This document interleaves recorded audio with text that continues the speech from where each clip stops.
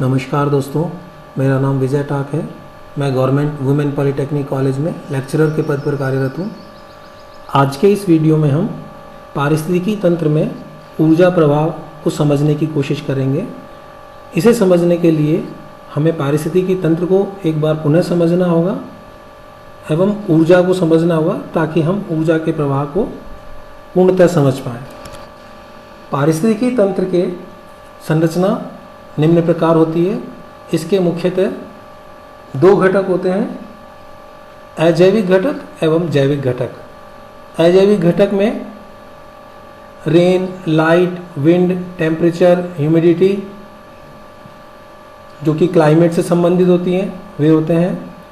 उसके अलावा edaphic factors होते हैं जैसे मृदा, मिनरल्स, ऑक्सीजन, टोपोग्राफी इत्यादि। जैविक घटक को पुनः क्लासिफाई किया जा सकता है प्रोड्यूसर्स, कंज्यूमर्स और डिकम्पोजर्स में।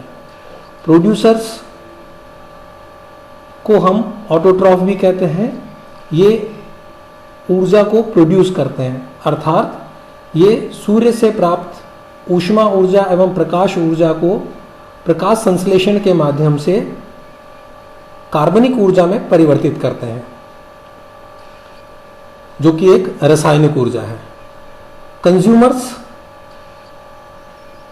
कंज्यूमर्स अपना भोजन प्रोड्यूसर्स की तरह स्वयं नहीं बना पाते। ये बेसिकली प्रोड्यूसर्स पर डिपेंडेंट रहते हैं। इन्हें हेटेरोट्रॉफ भी कहा जाता है। कंज्यूमर्स का फर्दर क्लासिफिकेशन अगर हम करें तो प्राइमरी कंज्यूमर्स वे कंज्यूमर्स हैं जो वनस्पतियों को खाकर अपना जीवन व्यतीत करते हैं। सेकेंडरी कंज्यूमर्स वे कंज्यूमर्स हैं जो प्राइमरी कंज्यूमर्स को अपना भोजन बनाते हैं, अर्थात वो मांसाहारी होते हैं। और टर्सरी कंज्यूमर्स वे कंज्यूमर्स हैं जो सेकेंडरी कंज्यूमर्स को अपना आहार बनाते हैं। इनके द्वारा ऊर्जा का ट्रांसफर होता है। डीकम्पोजर्स, जिन्हें हम रिड्यूसर्स या सेप्रोट्रॉफ भी कहते हैं, ये जनरली माइक्रो ऑर्गेनिज्म हैं जो कि समस्त ऑर्गेनिक वेस्ट जो होता है, डेड रिमेन्स, उन्हें माइक्रो ऑर्गेनिजम्स एबायोटिक कंपोनेंट में परिवर्तित कर देते हैं, अर्थात ये एनर्जी का रिसाइकल करने का प्रयास करते हैं। Trophic structure of ecosystem. Trophic structure में डिफरेंट लेवल्स होते हैं। वो लेवल उन ट्रॉप्स के हियरार्किकल प्लेसमेंट को दर्शाते हैं कि किस तरह से जो ऑर्गेनिज्म हैं वो अपना फूड प्राप्त कर रहे हैं, उसके अनुसार उनका ट्रॉफिक लेवल डिसाइड होता है। फॉर एग्जांपल, अगर हम वनस्पतियों की बात करें जो कि प्रोड्यूसर्स हैं, उनका trophic level producers trophic level है। उसके बाद यदि हम कंज्यूमर्स की बात करें तो सेकेंडरी ट्रॉफिक लेवल जो है वो प्राइमरी कंज्यूमर्स का होगा। टर्सरी ट्रॉफिक लेवल है वो सेकेंडरी कंज्यूमर्स का होगा। इसे हम नेक्स्ट डायग्राम में भी समझ सकते हैं। Trophic structure of a community determines how matter and energy move in a system, अर्थात ट्रॉफिक स्ट्रक्चर ही ये बताता है कि पदार्थ और ऊर्जा का प्रवाह किसी सिस्टम में किस प्रकार होगा। इस डायग्राम में हम देख सकते हैं कि जो प्रोड्यूसर्स हैं उनका एक ट्रॉफिक लेवल है, दूसरा ट्रॉफिक लेवल प्राइमरी कंज्यूमर्स का, तीसरा ट्रॉफिक लेवल सेकेंडरी कंज्यूमर्स का, चौथा ट्रॉफिक लेवल टर्सरी कंज्यूमर्स का, एंड सो ऑन। ये ट्रॉफिक लेवल बताता है कि ऊर्जा का प्रवाह और पदार्थ का प्रवाह किस दिशा में होगा, किस तरह से होगा। एक ट्रॉफिक लेवल से दूसरे ट्रॉफिक लेवल में फूड का जो ट्रांसफर होता है, उस तरह से फूड चेन का निर्माण होता है।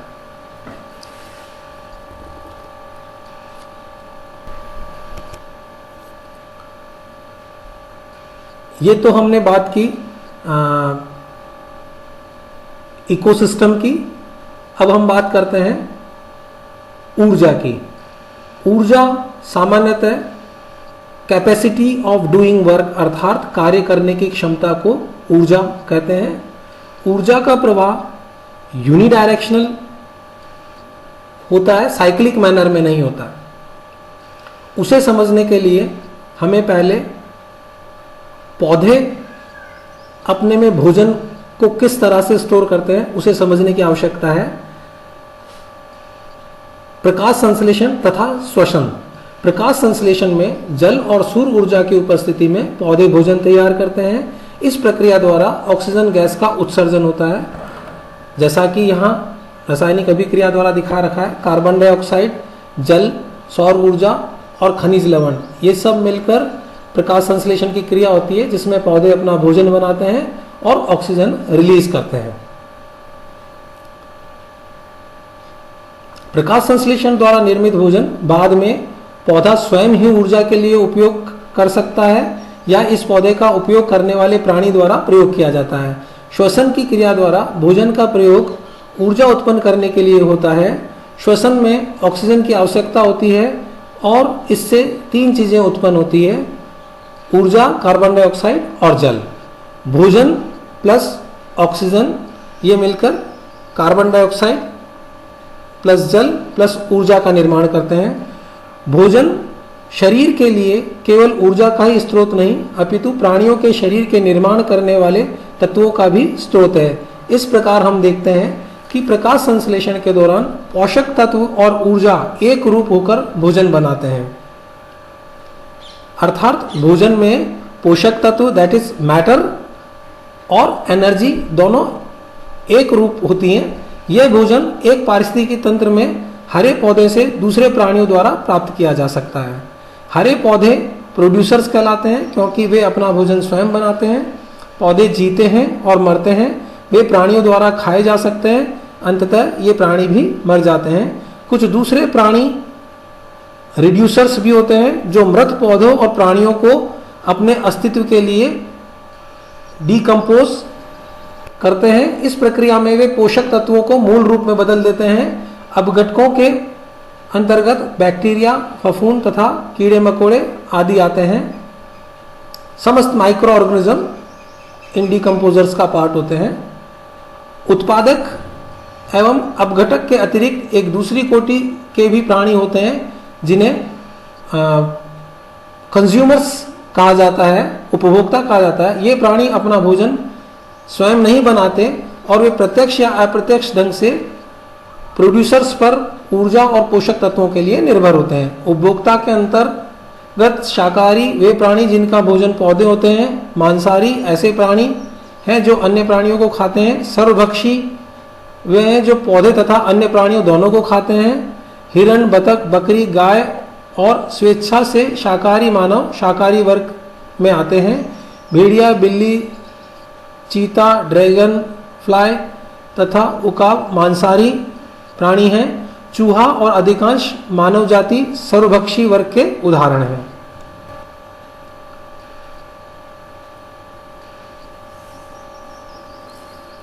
ऊर्जा का प्रवाह।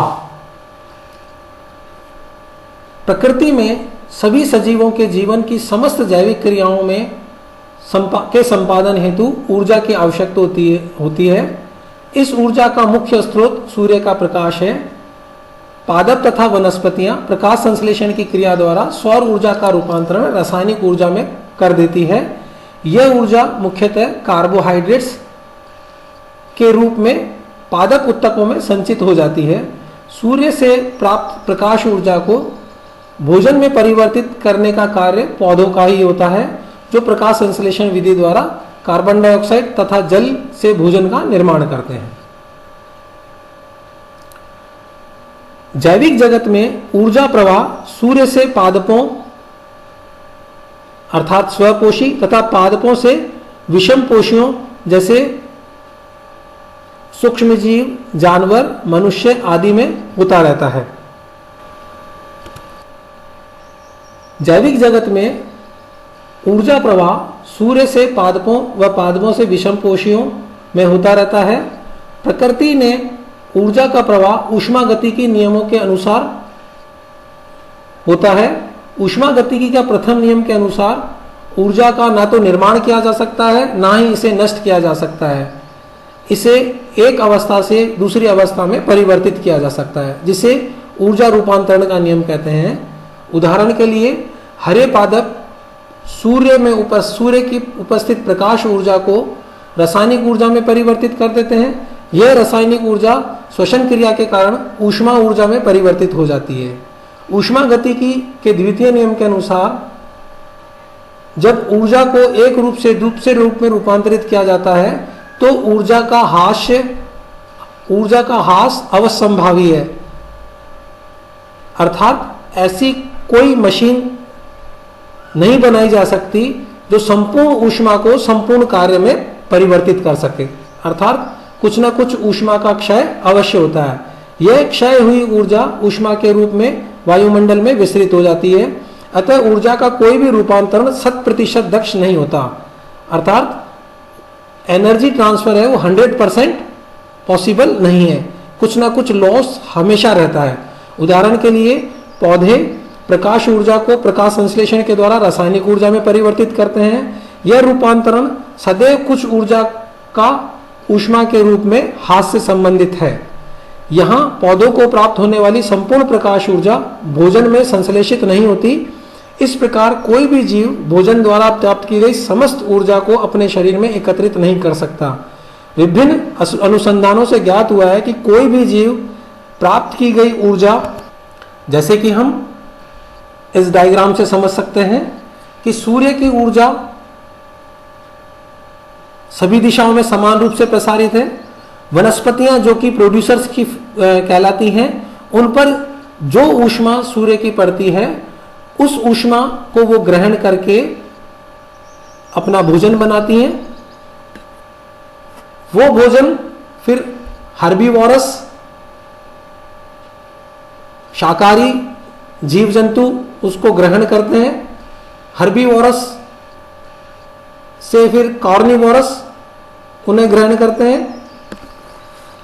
और प्रत्येक जीवों में श्वसन क्रिया होती है, उसमें कुछ ऊष्मा का ह्रास होता है और कुछ ऊष्मा बिना उपयोग के चली जाती है, जिन्हें डिकम्पोजर्स पुनः अजैविक तत्वों में परिवर्तित कर देते हैं। 10% ऊष्मा का नियम भी हम इस डायग्राम से समझ सकते हैं। मान लीजिए प्रकाश संश्लेषण की क्रिया से पादपों एवं वनस्पतियों ने जो ऊष्मा संग्रहित की है वो 100 इकाई है। तो 100 इकाई ऊष्मा जब शाकाहारी जीव उन्हें कंज्यूम करेंगे, खाएंगे, तो उसका मात्र 10% ऊष्मा ही उनमें जा पाएगी। शेष 90% ऊर्जा वो ऊष्मा की फॉर्म में तथा मल की फॉर्म में निस्तारित हो जाएगी। हर्बीवोरस से जब कॉर्निवोरस हर्बीवोरस को कंज्यूम करेंगे, उन्हें खाएंगे, शाकाहारी जीवों को जब मांसाहारी जीव खाते हैं, तो शाकाहारी जीवों में 10 यूनिट ऊर्जा रह जाती है। वो 10 यूनिट ऊर्जा जब कार्निवोरस उन्हें कंज्यूम करेंगे तो 10 यूनिट का 10% 1 यूनिट रह जाएगी।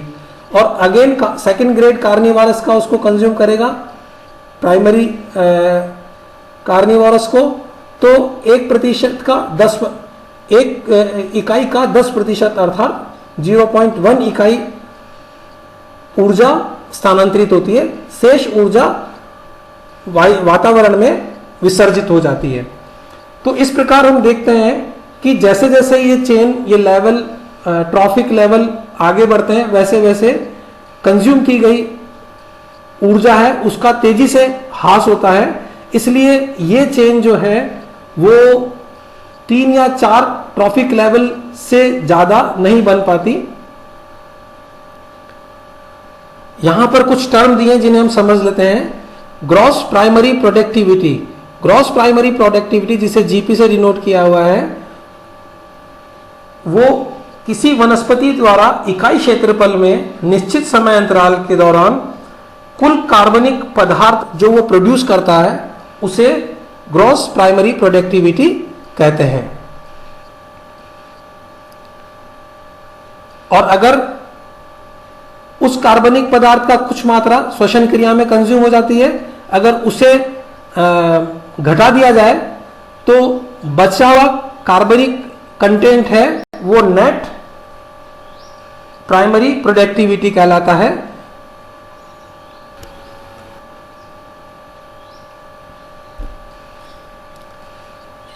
उक्त चित्र प्रदर्शित करता है कि किसी तंत्र के एक घटक से दूसरे घटक तक जाने पर कुछ ऊर्जा की मात्रा श्वसन में काम आती है और ऊर्जा के रूप में वायुमंडल में चली जाती है। इसलिए अंतिम घटक तक पहुंचते पहुंचते ऊर्जा की मात्रा बहुत कम हो जाती है। पारिस्थितिकी तंत्र में संतुलन तभी तक बना रह सकता है जब तक कि अवशोषित व उत्सर्जित ऊर्जा का रूपांतरण समान हो। प्रत्येक खाद्य श्रृंखला में मात्र 4 से 5 कोश स्तर पर ही भोजन का स्थानांतरण होता है। यही कारण है कि खाद्य श्रृंखला सदैव सीमित आकार की होती है। ऊर्जा प्रवाह पर सर्वप्रथम 1942 में लिंडमैन ने अपना मत प्रस्तुत किया था, जिन्हें उन्होंने अमेरिका के मिनेसोटा के झील के जीवों के विभिन्न पोषक स्तरों पर स्थानांतरित होने वाली ऊर्जा पर अध्ययन किया। यदि उत्पादक स्तर पर 100 कैलोरी ऊर्जा प्राप्त होती है तो आगे के पोष स्तर पर यह इस प्रकार प्रवाहित होगी। उपभोक्ता 10% ऊर्जा ग्रहण करेगा, 90% वेस्ट हो जाएगी। फिर द्वितीय श्रेणी के उपभोक्ता है, द्वितीय लेवल के जो उपभोक्ता है वो 10 यूनिट का 10% अर्थात 1 यूनिट कंज्यूम करेंगे और शेष बची हुई 9 यूनिट अर्थात 90% है वो वेस्ट हो जाएगी।